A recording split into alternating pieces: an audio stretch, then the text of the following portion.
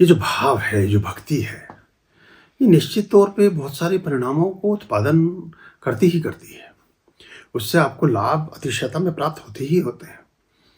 सामान्यतः जब हम मानव जीवन में, मनुष्य जीवन और सामाजिक जीवन में होते हैं तो साधारण लाभों को ही अपना लाभ समझते हैं, लेकिन हम आत्मा के परिष्कार को या अपने जो सर्वांगीण परिदृश्य है या परिप्रेक्ष्य है जिसमें हम समाहित और सम्मिलित हैं, उसके उत्थान को जैसे हम कई बार काउंट नहीं करते, लेकिन वो भी बहुत महत्वपूर्ण होता है।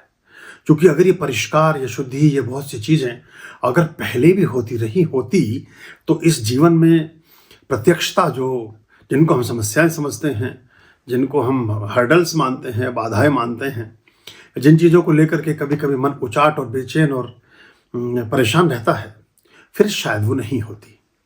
क्योंकि परमात्मिक चरणों में समर्पित व्यक्ति का जीवन आनंद धर्मिता से परिपूरित होता है।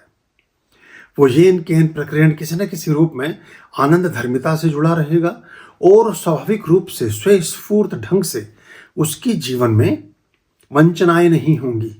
वो अवसरों से वंचित नहीं होगा, अवसरों से संयुक्त होगा।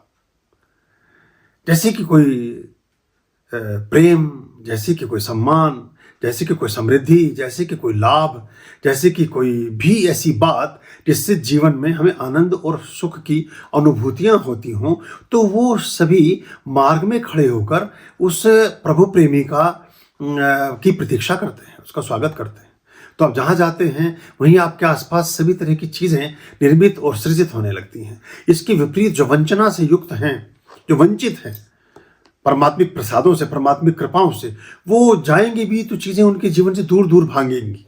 वो होंगे तो सब चीज़ों के मध्य में ही, लेकिन कुछ चीज़ें वो बाद में ही पहुँचेंगे, बाद में ही मिलेंगे, अलग ही रहेंगे उन बातों से। ये छोटे छोटे संकेत अगर हम देखें तो ये हमें जीवन को और अधिक सक्रियता और समर्पण के साथ एक जीवन का जीने का संदेश देते हैं।